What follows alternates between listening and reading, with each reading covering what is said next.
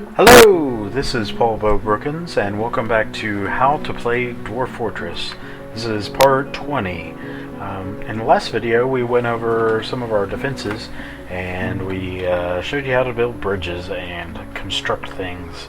In this video, we're going to show you, first of all, we're going to show you that I got another migrant wave. I think, hold on. Yeah, some migrants have arrived. Let's find them. Usually on the very edge of the map here. Somewhere. It's one guy. Let's unpause it and see where he's coming from. Yeah, there they are. Looks like...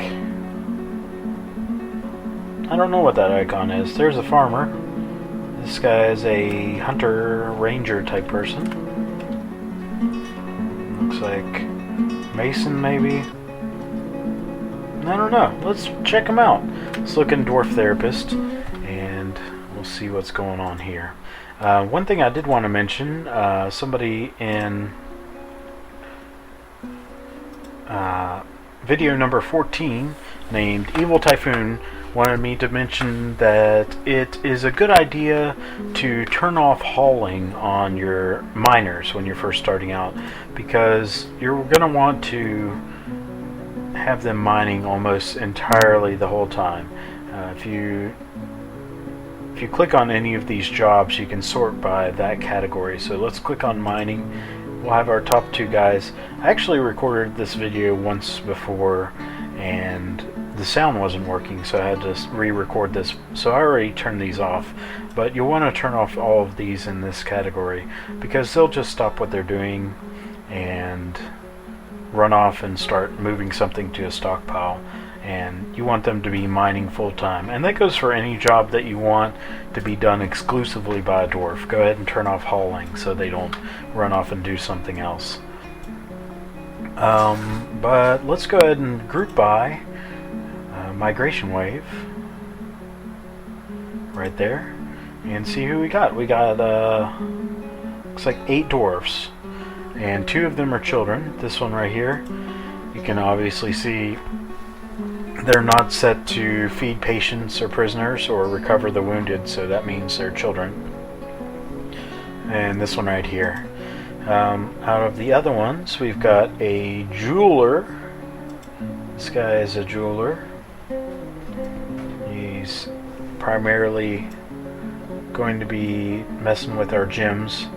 So I'll go ahead and turn this guy off for now so he can focus on all these other crafting jobs. He's also a pretty good hunter, so we'll leave him to hunting a lot of the time as well. We've also got another gem cutter, so that's good. This guy is a farmer.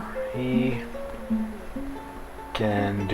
good at milking, spinning, and plant gathering.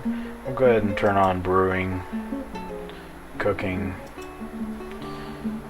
We need to have several people doing those jobs eventually, so we might as well train them now when it's not as important to have high skilled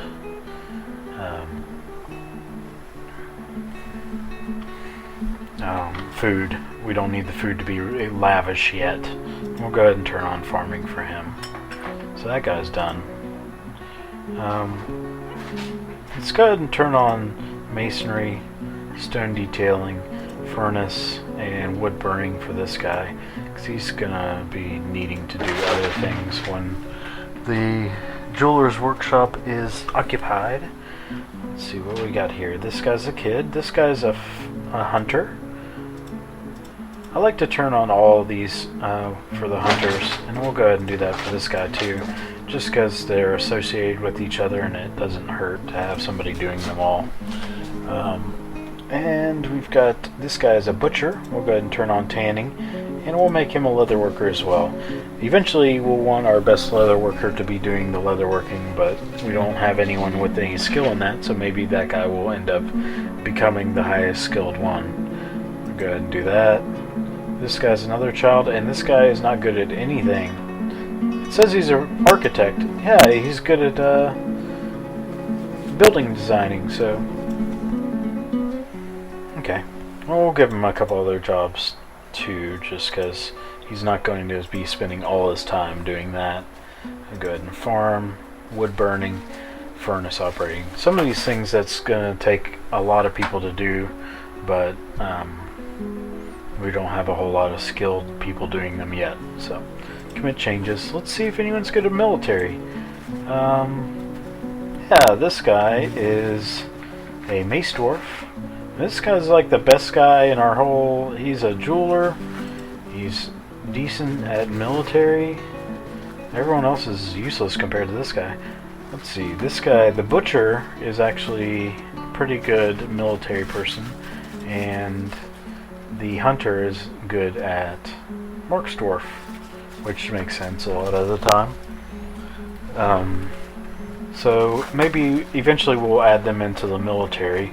It'll be useful to do eventually when we actually have some people to fight. Anyway, that's another kind of refresher course on migration wave maintenance. Now I'd like to go down and show you what I did with this other room when I recorded this video before. We dug out another workshop room, and I added some of our metal crafting workshops. Now, the first thing I added was a wood furnace, and I did that by going into B, E, building, furnace is E, and I selected wood furnace. We're going to be turning a lot of wood into charcoal.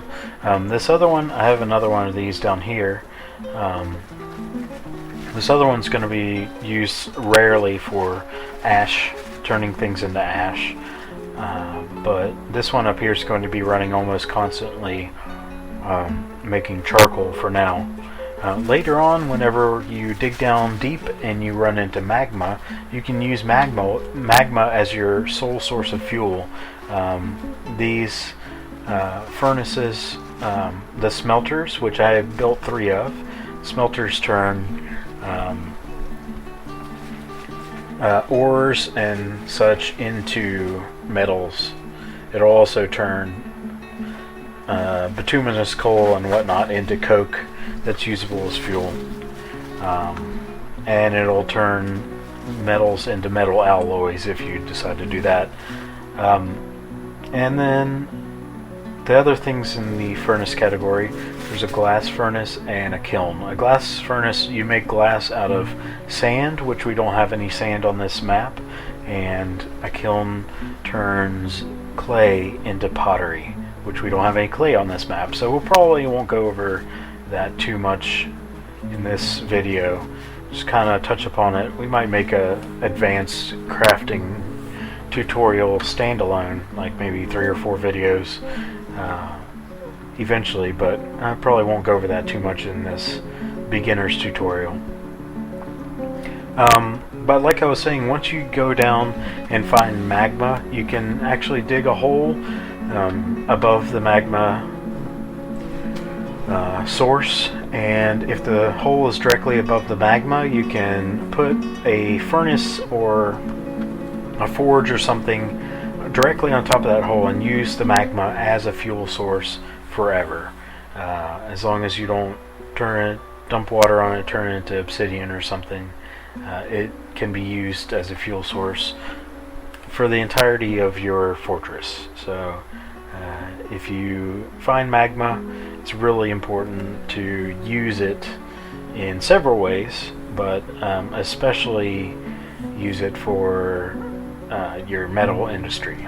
But until then, we will be using trees, which we have a lot of on this map, chopping them down and turning them into charcoal, and using the charcoal to fuel our metal industry. I built 3 smelters because a lot of times you'll use those almost constantly. And I also built, which is not in the furnace category, but it's in the metal industry. You go out and you go BW for workshop, and I built a metalsmith forge up here. I mentioned in the items video that we need to bring an iron anvil with us. It's very important to initially bring it with our expedition. So this is why, because you can't build a metalsmith's forge without an anvil. Let me go ahead and see, like if I right now hit F, it says you need an anvil to build a forge. I've already used an anvil for this forge, so I don't have another one available. But you can't make a anvil without a forge, so it's like a catch-22 in that way.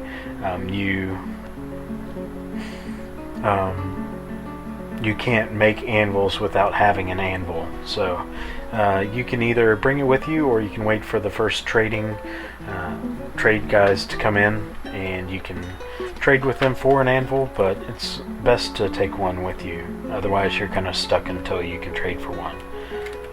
But those buildings we'll go over and show you what we can do with them in the next video once they're actually built.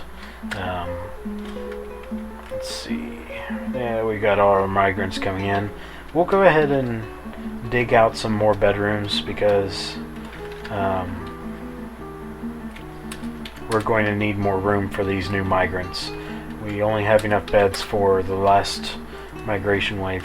Also wanted to show you quickly this last bedroom. Remember, we only had 7 initial dwarfs, and we had that one left over. This one I added the militia commander in there, and the other adult that came with us in the migrant wave automatically assigned themselves to that room as well. That happens when the couple is married. They will automatically share a room, which is nice. You don't have to use as many bedrooms when that happens. So these two, the militia commander and militia captain, are married, which might run into problems later if one of them dies in a military accident.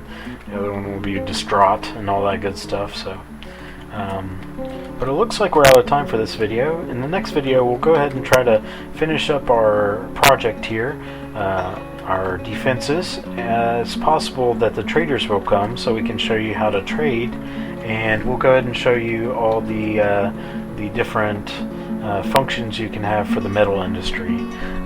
But until then, go ahead and like this video if you like what I'm doing here, and subscribe if you're planning on watching my videos in the future. Until then, my name's Paul Bo Brookins, and we'll see you next time.